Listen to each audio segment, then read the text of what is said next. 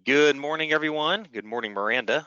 I'm Zach Hurst coming to you from Chattanooga with the Trust Company of Tennessee. I think many of you know us, perhaps clients, or you've been on these webinars before, but we are a financial planning firm covering most of East Tennessee and beyond. And part of you on this call are plan sponsors with your company's 401k plans, and that's one of our specialty areas as well. So today we are going to focus on an investment review and outlook, and Miranda, our chief investment officer, has actually looked into her crystal ball and is going to tell us exactly what's going to happen this year and beyond. But before she does that, I need to cover a few housekeeping items and get my cheat sheet here. Two things. Number one, there's a questions box on your screen. So as Miranda's going through this presentation, if you have questions, please go ahead and submit those. If I can get to them once they come in, if we're at a stopping point, I'll do that. Otherwise, we will leave time at the end for those. And also, we have 3 poll questions that will be launched as we go through the presentation. Some of you on here are going to receive CPE credit, so please be sure you do answer those questions so that we can pass that along and give you the certificate that you need. So I think I've covered the housekeeping items we need to cover. Miranda, one person we are missing today, and let me just get to my screen, is Adam Davies. Adam is somebody who's usually on here with us. He's not here for a good reason. He's where he should be, which is at home with a newborn baby. So they had a baby boy over the weekend, and Adam will gladly be back on, I believe, in May for our next webinar. So with that, I am actually going to give you a brief pause, Miranda, before I let you jump in, because behind the scenes is Joanna, and I would like for Joanna to launch our first poll question, please. And this says, what is your outlook on the economy over the next 12 months? Is it positive, neutral, or is it negative? Miranda, I've watched the news every day. I'm in here with markets and tickers going everywhere and experts on here, and it seems like they all disagree. Is that fair to say? I think that's fair to say, yes. And that's usually the case. That's probably not unusual. This, pertains to just this period of time. It seems like everybody always has a different vision or view of what's going to happen. That's true. And when they all think the same thing, that can be somewhat worrisome. Yeah, that's right. So we'll give it just a minute, let people complete, and I think we're going to show the results now. Most are neutral. That's probably a safe answer on that one. It seems like anytime I'm positive on it, it goes the other way, vice versa with negative. So I'm too neutral. I'm going to get my answers from Miranda today. And with that, Miranda, let's launch into the economic review. Great. So good morning, everyone. Excited to talk about some of the themes and excited to be exiting 2022 and looking forward to 2023. I'm going to start talking about, these are just some of the themes we're going to cover in the presentation. This first chart shows the labor market, and I think one of the defining themes of this economic cycle when we look back is going to be centered on the labor market because it's just been so strong. So this chart shows the unemployment rate. It's been ticking down over the last 2 years.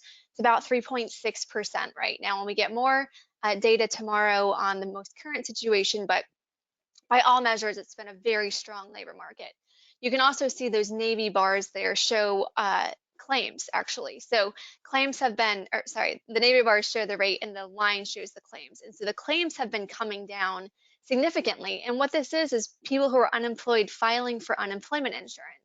And so in a really strong economy, you would expect this to be coming down, and it has been. One of the second themes to talk about is the US dollar. And so there have been a lot of headlines about the dollar. It hit a 2-decade high versus a basket of currencies, including the British pound, the euro, among others. But in the fourth quarter, it did start to weaken and it fell about 8%, which is a pretty steep decline for a currency. So not too much to worry about there. An expensive dollar makes our goods that we produce in the US more expensive to foreign buyers. So a weakening dollar should help US producers and exporters. And we'll talk about the impact of that on investments in a minute as well. It's impossible to not speak about economic growth when there is this kind of fear of recession. Are we going into recession? Have we been in a recession? Where is the economy? And what this chart shows is that we did recover all of the ground we lost during the COVID era and the very steep recession that we did see due to a lot of the economic shutdowns. We're back to trend growth, which is about 2% in the US. And despite having 2 consecutive declines in GDP last year, we did see a rebound toward growth toward the end of the year. And in fact, the economy grew over 2% in total in 2022. So we'll drill down on those recession indicators in just a moment. But the final theme we'll be talking about is inflation. And the good news is that inflation is trending lower, right? The Federal Reserve has been raising rates, trying to choke off inflation. It's still high by historical standards, at least what we've seen in the last few decades, up around 6%, although it is cooling. So we'll talk about that as well. Yeah, and I've probably got a couple questions on some of these, Miranda, but I'm going to let you start to get into them in depth. Be sure I'm not asking something that you've already included. So with that, let's get into labor demand and what we're seeing on that front. Yes, and so as I mentioned, this is something that we just haven't seen in prior economic cycles with this really tight labor market. And many of you who have been trying to hire, I'm sure, have experienced, just there aren't a ton of workers. There aren't a lot of workers for the jobs that are available. And so this big chart on the left shows the ratio of job seekers to job openings. And so right now, with the latest data, there are about 1.8 jobs open for every unemployed person. And as you can see over the last 50 years, most of the time this has been less than one. Typically, there's less than one job open for someone who's unemployed. And we hit about two last summer. And so lots of jobs to go around. This is really partially, and most of this is due to the fact that the economy has just been creating so many jobs. So if we look at the number of job openings, we got a report yesterday that showed that the economy has 11 million open jobs right now.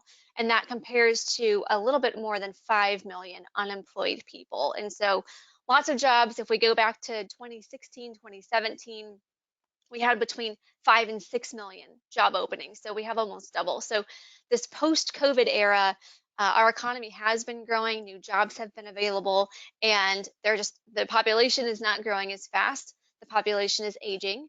And so that's part of the dynamic that's going on here. If you look at these charts on the right, this is another measure of how tight the labor market is. And so you can see the quit rate is at close to a 20-year high.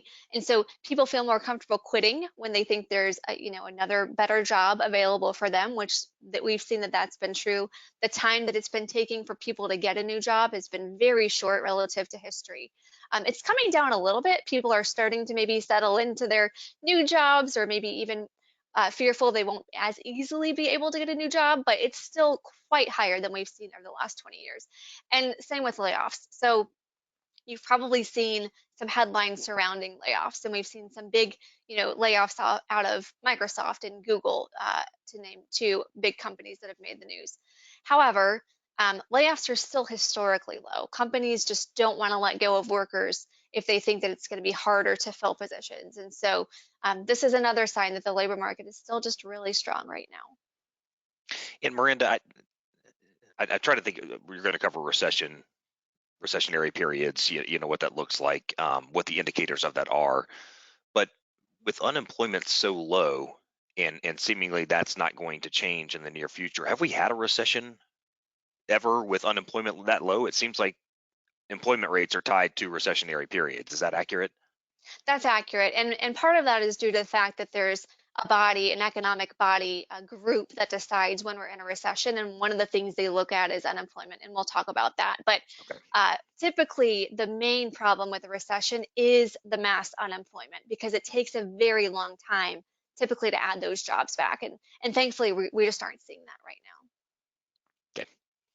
All right. And looking at the U.S., international, where do we invest? What do these cycles look like? Yeah, so I wanted to just spend a moment on international equities, specifically as it relates to the dollar. So we talked about the dollar has been starting to weaken. Most economists think that that's going to continue this year as our central bank slows down a little bit, maybe pauses. They did a 25 basis point hike yesterday, which is lower than they've been doing. So I think we might be getting to kind of the peak of our rate hikes right now. Meanwhile, the Bank of Japan and the European Central Bank, they're expected to raise by 50 basis points. And so that interest rate differential is one of the main drivers of currencies, and also the currency is one of the main drivers of performance. And so we have been in this enormously long stretch of US outperformance over international stocks. You can see that the current duration is about 15 years, which is longer than any other period we've seen over the last 50 years. And so the point of this slide really is just there are times when the US outperforms international, and then there are times when international outperforms the US. Notably, during the financial crisis, international stocks outperformed US stocks. And so I think what we might be seeing is some taper toward international outperforming. In 2022, that was the case. International developed stocks in Europe and even the UK and some of these places that maybe have had some bad headlines, the companies and the stock markets in those countries actually did well, and they outperformed the US. And so I think these cycles are really long running. It's really impossible to time these things, but there are some things that are set up um, to make this possibly a turning point, although we don't know what the other side of the chart looks like. And if you just jump to the next slide, I'll show one of those dynamics. And so the chart on the left shows price to earnings. And this is basically what investors are willing to pay for a dollar of future earnings. And so a higher number means that stocks are more expensive, and a lower number means that they're cheaper. And so the left chart shows the relative nature of US markets versus international markets. And what this is telling us is that international markets are trading at a more significant discount than we've really ever seen, certainly in the last 20 years, but even if you go back longer. And I will say there are some reasons why the US trades at a premium, right? Our labor laws and bankruptcy laws and private property protections. I think there are a number of arguments you can make of why the US might be trading at higher valuations typically, but even relative to our own history, it's more expensive. And so I think the valuation is an important thing to watch. On the right side, we actually have earnings growth. And earnings growth is what drives stock prices over long periods of time. And so if you notice here, a lot of the earnings growth is going to be coming outside of the US. And so companies in places like China and other parts of the emerging markets, even in Europe, are expected to have pretty strong earnings growth coming into the next 2 years. And so that's also a case for international stocks and why we use them on our portfolios for diversification. And while it's only 1 month out of 12, I believe January is telling the story, right? I think EM is significantly up, international is up over US. Is that right? That is right. Yes, a pretty significant decline. I think over the last, I'm not going to get the numbers exactly right, but over the last 3 months at least, our international stocks, especially in emerging markets, have far outpaced their domestic counterparts. Okay. And we started talking about recession determinants. I mentioned unemployment and asked you about how that plays into this, but there's several other factors that you're going to cover here as well, I believe. Yes, and so unemployment is a really big piece of this, but there are some other things. And so you might have heard last year we had the 2 consecutive quarters of negative GDP growth, slightly negative, but still negative. And some textbooks might suggest that that's the definition of a recession. In the US, however, we don't have recessions called just by looking at the economic GDP growth number.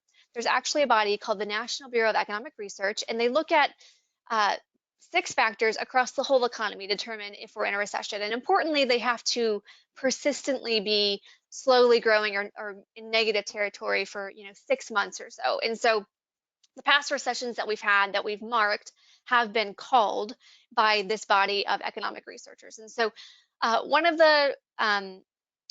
the factors is real personal income. So are incomes growing or are they down? And then several of the factors are employment actually. So our payroll is growing or are they shrinking? Is the unemployment rate going up or down? And then some of it is focused on the consumer. So over 70% of our economy is driven by consumer spending. So that's a very important factor when we're trying to determine if we're in a recession or not. And so they look at real consumer spending. So this is adjusted for inflation. And they also look at real wholesale and retail sales. And then the final component is industrial production, which speaks to commodity production or manufacturing. And over the last year and a half, what we can see is these were not flashing red. In fact, if you look at 2022, almost all of those indicators are still in the green. Now, what we did start to see toward the end of the year was a slowdown in retail sales. And so this is adjusted for inflation. So the high prices that we were seeing did have an impact once you take those into account on total retail sales. And so retail sales is negative 3% as of most recent reading over the last 6 months. But industrial production is also starting to tick down a little bit. And so it's important to keep an eye on those things, certainly, because they do play into our overall economic growth. But if we look at the majority of these indicators with a really heavy focus on employment, I would say the committee does very carefully consider employment. They're still in the positive territory. And so as far as we can see, and as far as this body has said, we did not see a recession in 2022. However, I think the case could be made that we may see a recession in 2023. And so economists are mixed on that. In fact, over the last few weeks, the stock market has been going back and forth on either fears of a looming recession or optimism that we're not going to see a recession. We might see growth slow down from kind of these astronomical levels that we've seen post COVID, but possibly avoid a recession. So I think that remains to be seen. Either way, I do believe that growth is going to slow, but that doesn't really matter as much for investors because stock markets are forward looking. So the story of 2022 was fears of a recession and fears of slowing growth. And now that that's out of the way, I think the stock market's going to start looking toward the next few years to see, the rebound and the strong labor market and what corporate earnings will be. I like this heat map. It's pretty telling. It's really telling us to when COVID started. Yes. And the Very quick obvious. reaction after that. That's right. I'm sure that for people like you who track this all the time, it probably drives you crazy seeing that, but it's part of this map. Clear indicator. That's right. And more of a heat map here, looking at inflation. I'll let you walk us through this, Miranda. Yes, and I really love this chart because I think it tells the story of inflation so well. So this shows inflation by month over the last 2 years. And if you look at the very top, that shows kind of the headline number year over year, and then it shows core. So core inflation is inflation that strips out food and energy. So if we can strip out some of those swings in commodity prices, we get a more accurate picture over time. So that's why core is included. But here, dark green is low inflation, scaling all the way to dark red for high inflation. So if you look at this chart, what it's saying is what happened is we entered 2021 and inflation was still quite low. It was still running below 2%, as it has been over the last 20 years, specifically since the financial crisis. The Fed has actually been trying to get inflation up to around 2%. And we've had over a decade of very low interest rates and persistently low inflation. And so the reason that the Fed has wanted to try to get inflation up is to get interest rates up above 0% because interest rates at 0% are bad for savers and it's bad for basically the financial system to try to function with 0% interest rates. And so up until the middle of 2021, we didn't really see inflation start to tick up.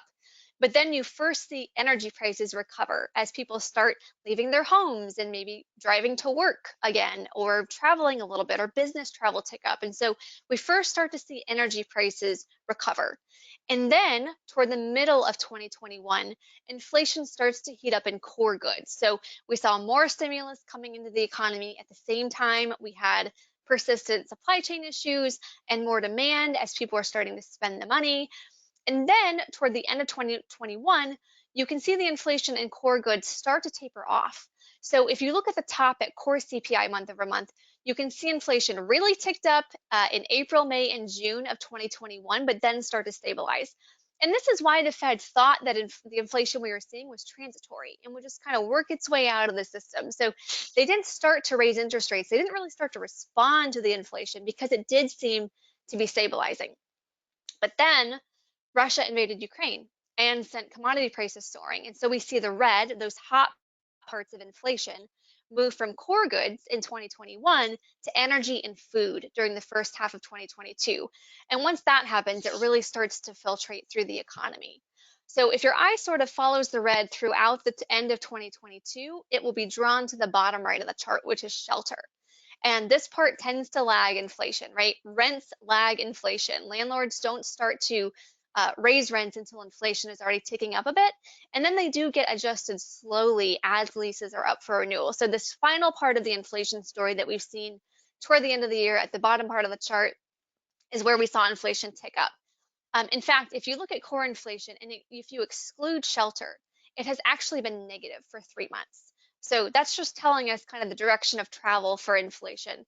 During the final part of 2022, we actually saw deflation, so negative inflation, where prices are falling across the energy complex, across core goods, and even some of these other components. And so I think this is a really great chart that just shows on a granular level what's been happening with inflation and why it's been high for so long. And I think you understand this a lot better than I do, Miranda, but the Fed coming out yesterday, we're back to the normal 25 basis point hike, it looks like. And I guess indications that that might continue through the year. Is that what you heard as well? Yeah, so I don't know that normal Yeah. is correct, but certainly off of emergency Yeah. status, right? So I think these 50 basis points hike where they're just trying to hike as fast as they can without being too disruptive. I agree that 25 basis points feels more like we're toward the end of than the beginning of the rate cycle. I think that the Fed is worried that they're going to repeat the same mistakes of the 1970s and 1980s of not getting interest rates high enough to ward off inflation. But my personal opinion is that they're being a bit aggressive, right? It's a quite a lag in monetary policy from when you raise the interest rate to when it starts to show up in the economy. And so I think this is why investors have been nervous that we're going into a recession because the Fed might be tipping us into recession as they historically have done. Historically, they have been late to the party and then too aggressive in hiking rates. So we'll see. I think it's a good thing for bondholders certainly to have higher interest rates and savers. But we'll see where it leads as far as economic growth this year. Okay. And the next one, pardon me, let me get off of that. The next slide, this one is interesting. So we do, again, do a lot of financial planning. It seemed like last year, this probably isn't the case, but it seemed like last year I was dealing with more people who had just retired and trying to put their money, and we put a plan together for how do we protect some element of this. And any plan that seems to have worked throughout history did not work last year. There was simply no room to run. Everything fell. I think this chart does a good job of showing the differences between stocks and bonds, or in this case, a similarity last year, Miranda. Yeah, and this is, I mean, none of the plans would have worked because this was just unprecedented, right? And I think the main trouble with 2022 was not necessarily the magnitude of the drawdown in stocks because, we did hit a bear market and a 20% drawdown in stocks is painful, but it's not unprecedented, right? It happens once every 7 to 10 years. But the fact that there was nowhere to hide, right? Bonds were down almost as much as stocks during most of the year, closed down 13%. And so I think the fact that we didn't see that diversification and safety net in bonds was what was very difficult for investors who thought that bonds didn't lose money. And so on the right side, this table that we have shows all of the negative years that we've seen in the stock market for the last 100 years. And so there have been a lot of them. There have only been three, however, that also had negative bond markets. And you can see they weren't that negative, right? Down 2% and down less than a percent in 1969. So 2022 with bonds down 13% was certainly very painful. I'll also point out that when this has happened in the past, and even if you look at maybe the 10-year bond, the 10-year treasury, that has actually had a negative year 5 years out of the last 100 years. And in every year except 1932, a year following negative returns in stocks and bonds, both asset classes were actually up. So while I don't have a crystal ball to know exactly what's going to happen this year, I think history would suggest that after a really rough year, we also see a recovery. And so it is one of the better times to be invested. And I would say while bonds are now yielding 4 to 5%, stocks likely will have a better return than that for the next 5 to 10 years. And so I think that the good news out of this is that asset classes recover pretty quickly. The next year they tend to bounce back, but it certainly was a very brutal year for investors across the spectrum last year. Yeah, and there are plan sponsors on the call, as I mentioned earlier, those who take care of their company's 401k plans, and we were really, really active, proactive and reactive, with a lot of plan participant calls. And it's a time to make sure your advisors coming off of last year are getting in front of you and make sure they have a resource there, because they certainly needed one last year, and they probably need some guidance as to sticking with it, not panicking, not trying to get out of markets, not trying to time markets. So just a note for those with an advisor, And Miranda, we're going to get into, for a few slides, our investment process and outlook. Again, we do have clients on the call who know this, but there's a lot more that goes into this than just trying to, take some guesses here and there in terms of which asset classes and which managers. So talk us through a little bit about the process that we have in terms of an investment process for our plan sponsors, Miranda. Sure. So we have a research consultant who provides us with a lot of research. We develop long-term capital market assumptions, and this just means we're basically forecasting what we're expecting things like inflation or valuation metrics to be. What we're expecting return and risk for various asset classes to be over the next 10 years. And then the first thing we do is we just focus on the asset allocation. How much do we want in small caps versus large caps, for example? How much do we want in international developed versus international emerging or other asset classes? And so that's kind of how we put our models together. And then we make sure that the managers in each of those asset classes is the best in class. And so when it comes to large cap US equities, all the research indicates it is very difficult for managers to outperform the S&P 500 if all they're doing is picking from US large cap stocks. It's just hard to do. And so we go passive there, meaning we just track the benchmark. We just track the index saying it's difficult for managers to beat it, and it's going to be even more difficult for us to pick a manager who can consistently beat it year after year. Managers have great years and they beat it a year or two, but over time, it's just hard to do.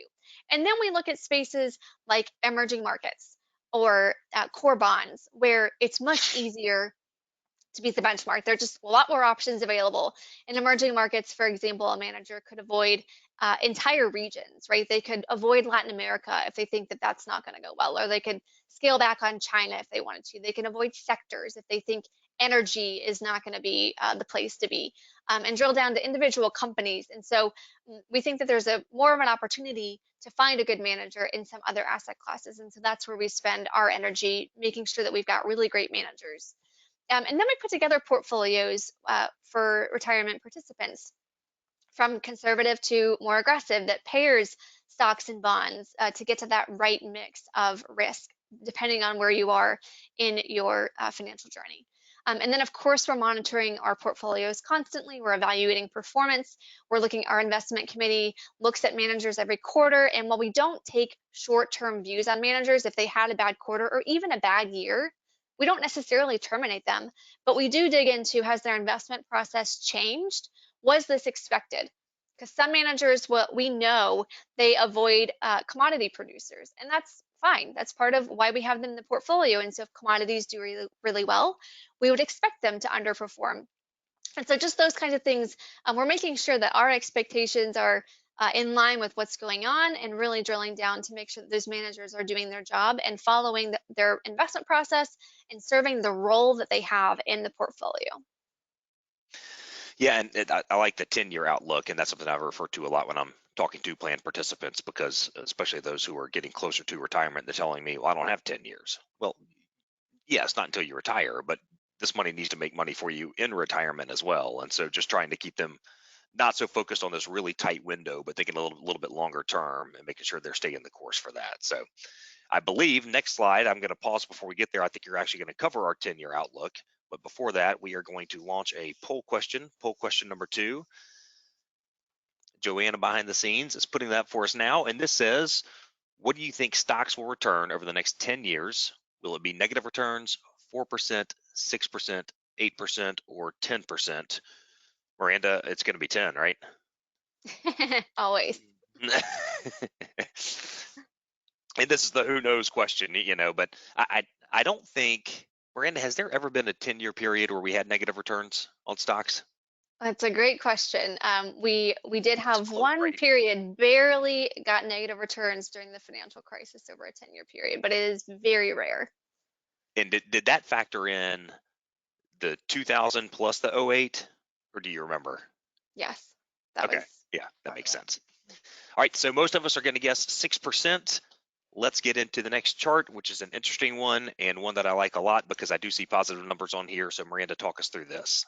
Yes, so I won't go into detail on all of these numbers on the chart, but I think the main point of this chart is to show that In 2023, expected returns for basically all asset classes have gone up. So we're starting at a low point, right? We had the drawdown, and now looking 10 years forward, we think it's going to be much better. And so these return assumptions have gone up significantly, especially if you look at US bonds. In 2022, coming into the year, the 10-year outlook per year for bonds was 1.7%. And typically, it's pretty easy to forecast bond returns because the yield tells us what the return is going to be. And that was pretty spot on, right? A really terrible year for bonds did drag the trailing 10-year down. The good news is yields have risen substantially. And so the outlook for the next 10 years for US core bonds is 5% a year. If we look at US large cap stocks, the outlook is 6.7%. So around 6%, as a lot of people did guess. And so this has come up a little bit. The US stock market actually has rarely had a 10-year span of negative returns. I mean, just barely we had one, and then it did bounce back right after that. So that's the good news. But things have gone up significantly given the drawdowns that we saw last year. And I think this chart's pretty telling, if I'm reading it the right way, about what we and many others are expecting between U.S. and international. It looks like international is going to, in our estimates, outperform U.S. by 2 to 3% in this 10 years. Is that right?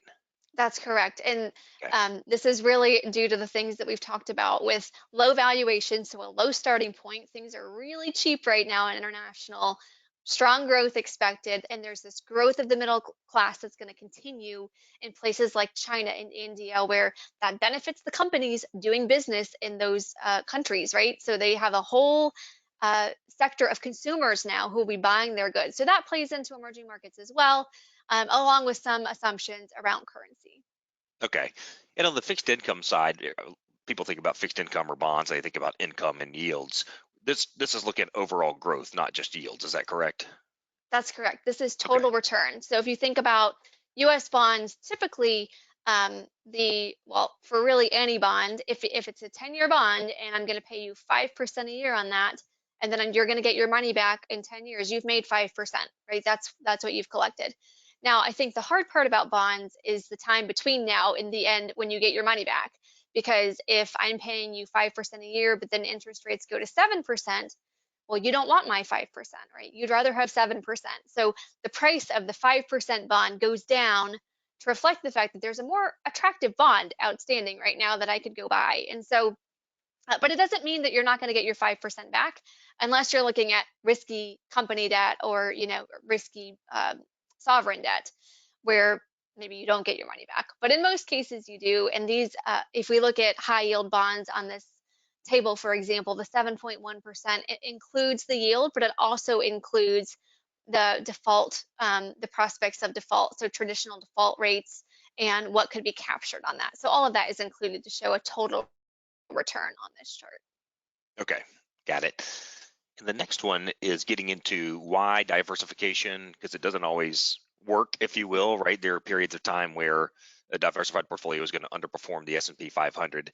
Clearly, we're making the case for performance-wise as to why diversify, because we actually think there's places outside the U.S. that could benefit more over the next 10 years.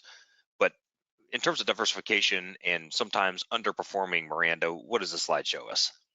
Yeah, so I think we believe in diversification. And what I like to say is diversification is the only free lunch in investing because you can take two assets, and if they both have the same level of risk, and let's just call it standard deviation of 15%, both of them, but if they're not perfectly correlated, I mean, they don't move exactly in tandem, if you just pair those two assets together, you get a portfolio with less than 15% standard deviation. So it brings the risk down. So diversification is a risk management tool in a lot of cases. And like you mentioned, we are expecting some other parts of the market to do better than the S&P 500, which is partially why we include them, well, mainly why we include them, but it also lowers the risk. And so along the way, diversification does not feel good because there are periods of time where the S&P 500 just shoots way up, leaving everything else behind. And it can be long periods of time, right? So it's a bit like insurance where you know you need it, but the pain of paying for it every month it feels costly. It's a bit not like insurance because diversification actually does pay off over time, almost always, where maybe your insurance doesn't. But I just wanted to walk through this for a minute because there have been these really long stretches of time where the U.S. outperformed, right? So 2009 to 2019, the S&P was up 351%, and this diversified portfolio, which includes some international stocks, some small US companies, emerging markets, as well as some bonds, underperformed pretty substantially, right? 220%, pretty nice return, right? I don't mind that return in and of itself. But if my buddy earned 350% with just the S&P, I'm feeling like, I don't like my 220% as much. However, over the last 20 years, given some of the swings that we've seen, um, actually the diversified portfolio comes out ahead. So slow and steady did win the race as far as return goes. Now, I did go back and look at the risk statistics on the diversified portfolio. And over this entire period, as well as almost every single period that's broken out, the diversified portfolio had about half the level of risk as the S&P 500. And so what that means is the account values are not swinging around as much, right? So the S&P might shoot way up, but then it also falls off substantially. And when investors see that kind of thing in their accounts, they're more likely to make bad decisions, right? If your account is swinging around really wildly, that just induces anxiety if you're looking at it. And so the nice thing about the diversified portfolio, in addition to it having a higher total return over 2 decades, is that the risk, the swings in the portfolio are half of what it was in just the S&P 500. Yeah, and it looks like I'm looking at a chart below. It's easier to see on my paper, but that period we just talked about, right, the really volatile period of the 2000s, that looks like the story and the reason as to why this came out ahead. Outperformance throughout, especially during the really volatile times. That's right. And whenever we saw substantial drawdowns in the US due to either our own tech wreck in the early 2000s or the financial crisis, the international markets actually held up better. And so I think that's what you want in your portfolio. You want things that aren't moving together perfectly in lockstep. And while at times you might have some S&P envy where you wish you were just in that, if you continue to stay the course and not sell and not make a bad decision, frankly, and just hold on to the portfolio over a long period, it will pay off. Yeah. All right, so we are making a few investment changes. Our plan sponsors on the call have probably heard about this. Before I get into that, or better yet, let Miranda get into that, we have poll question number 3 coming up. And I will let Joanna get that up for us on the screen. And here it is. When did your advisor last recommend fund changes? Was it within the last year, last 1 to 2 years, 2 to 3 years, or 3+ years? I'm glad we didn't put the answer I don't know on there, because hopefully they are coming to you and talking through these things and giving justification as to why they're proposing those changes, as we are about to give in just a minute. Miranda, I'm going to guess the winner here is 2 to 3 years. Only because that's number C, and I always guess C on tests. It's a good strategy. Yeah, well, it never really worked for me growing up, but maybe it will one day. So we'll give just a minute, let the answers come in, and then get into what I believe is our last section. It appears to be yes, which is going through the changes that we are making on our side. So the majority within the last 12 months, that's good. There's been a lot of things happening within the markets in the last 12 months. Typically, firms are going to make a change once a year. I mean, not always, but usually there's at least one change being made for a variety of reasons. So good to know that people are staying active on this and involved with their advisors. And with that, let's get into what we're doing, Miranda. And part of what we do is rebalance. And tell us why. Yep. So we do rebalance once or twice a year, and the reason really is just risk management. So if you have a 60-40 portfolio, because stocks tend to outperform bonds, that turns into a 65-35 or a 70-30 portfolio over time. And so rebalancing just brings back the level of your intended risk. And if you want to take more risk, you can change your allocation, but that's not our decision to make. We're just making sure that the risk that is selected in that portfolio is consistent year after year after year. So rebalancing is really just a risk management tool. Yeah. All right, and we have this is showing you our RPS model, and I believe Miranda, the gray part at the bottom is showing some changes we're making. So it looks like any changes we're making are going to be on the fixed income side. Is that right? That's correct. And so, Okay. as I mentioned, we take a really long-term view with managers. We're not going to terminate a manager after necessarily a bad year if they haven't changed their process or whatever. So we don't like to make a ton of changes just to make changes. We want to make sure that our changes are meaningful and thoughtful. And so on our growth portfolio, given that all asset classes were down, there were really no changes that added value, right? There weren't things that way outperformed in 2022 that we think, oh, maybe we should take some off the top there, like we usually do. Everything was down, and so whenever we ran all the numbers and looked at it, no changes in the growth portfolio made sense, frankly. However, there was a lot that went on in the fixed income market, and so we're making a lot of changes to fixed income. And you can see here some of the shifts. We're moving total return bonds to core bonds. We're removing global bonds and adding dynamic bonds. And we've got a couple slides to kind of outline those changes and why we're doing that. Good, and we'll get there in a second. I missed a question that came in the beginning. Juan asked, will this be recorded and available to watch at a later date? Yes, this is recorded. You will receive a recording if you registered for this. So I apologize for missing that one, Juan, but that is the answer to that. And Miranda, now I'll let you get into the why behind the changes we're making. Sure. So total return bonds, and sometimes they're called core plus bonds, have a little bit more risk than traditional, what we would consider core bonds. They are a bit more highly correlated to the equity market. So still bonds, still look like bonds, but move a little bit more in tandem with equities. And just given the current economic environment and the interest rate regime that we're in, this is less attractive than the past, right? We don't need to take on the additional risk to get a real return in bonds now. We can actually take a more conservative approach.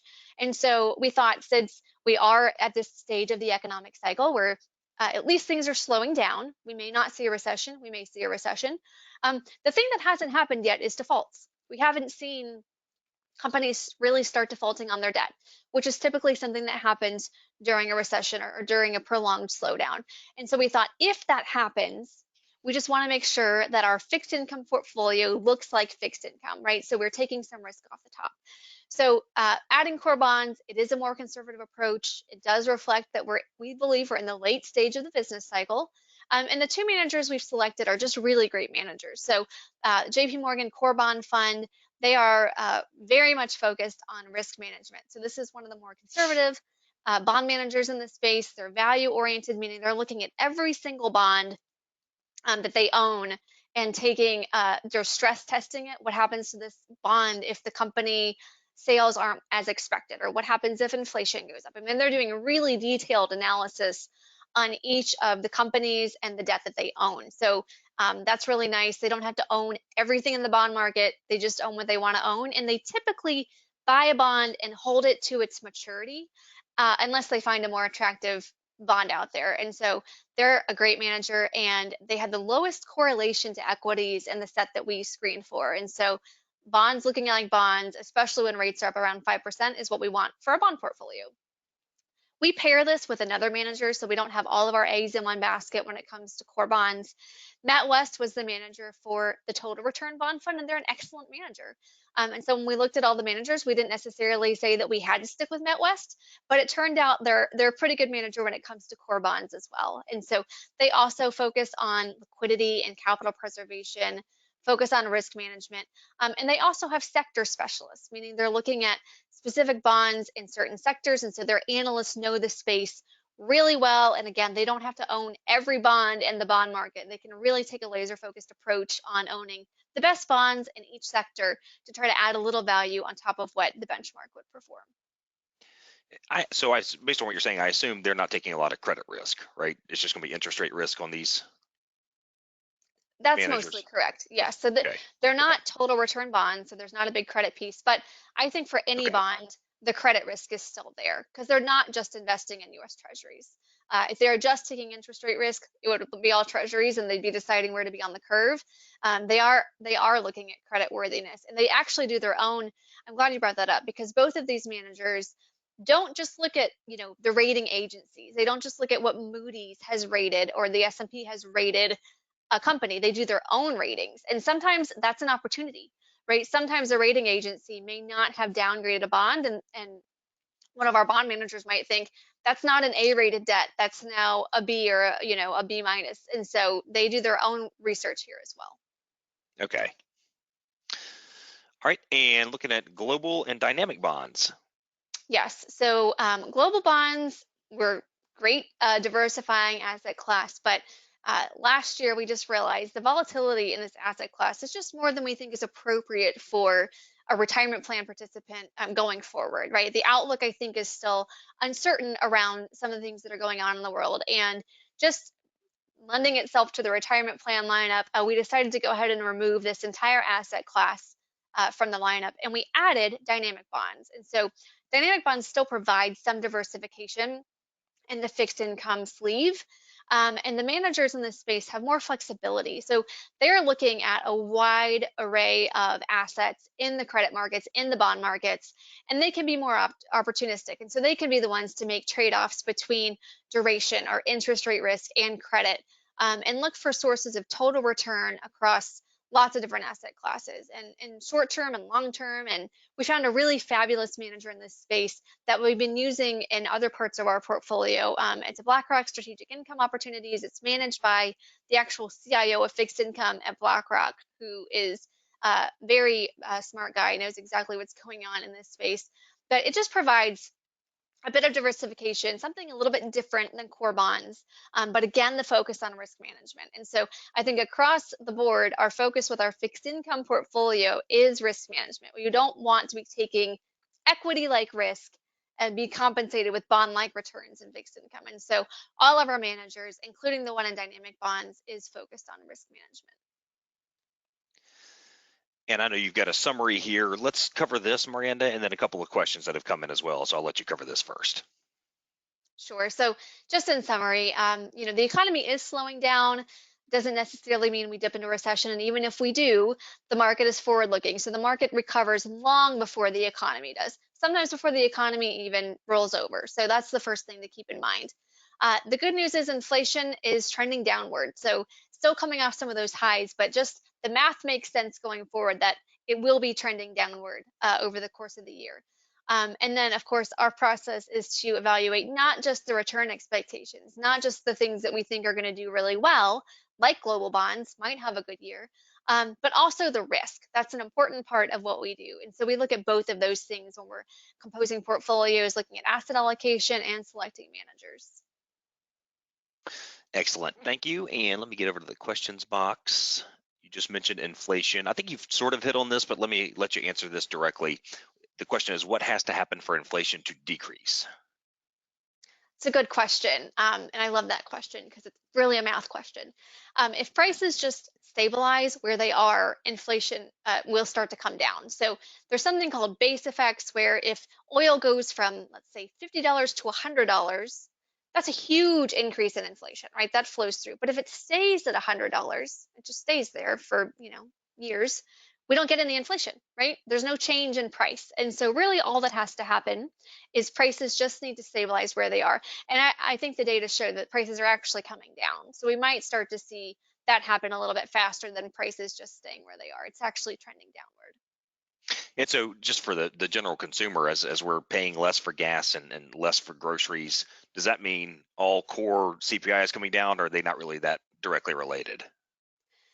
Well, unfortunately, once we see a price increase in commodities, that tends to be stickier in other parts of the economy. And so retailers, for example, even if the price of cotton falls, they're probably not going to cut their prices substantially as much, right? It takes a long time for that to play out, Yeah. but it does mean that it's not going to keep going up.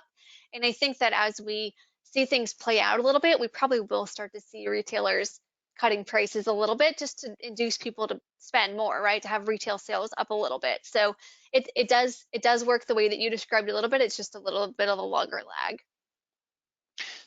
And the last one, before we let everybody go, this is the question that confused me more than anything else when I was first getting into this industry, and it's, why did bonds decline last year if interest rates increased? Isn't that a good thing? One would think, but I guess they don't work that way. They actually work the opposite way, Miranda. It's true. So bond returns and interest rates or bond prices and interest rates rather are inversely correlated. And so if you have a bond that's yielding 5% and interest rates go up to, let's say, 10%, the price of the bond that was yielding 5% gets discounted because no one wants that bond. Why would anyone want that bond if they could go buy a bond yielding 10%?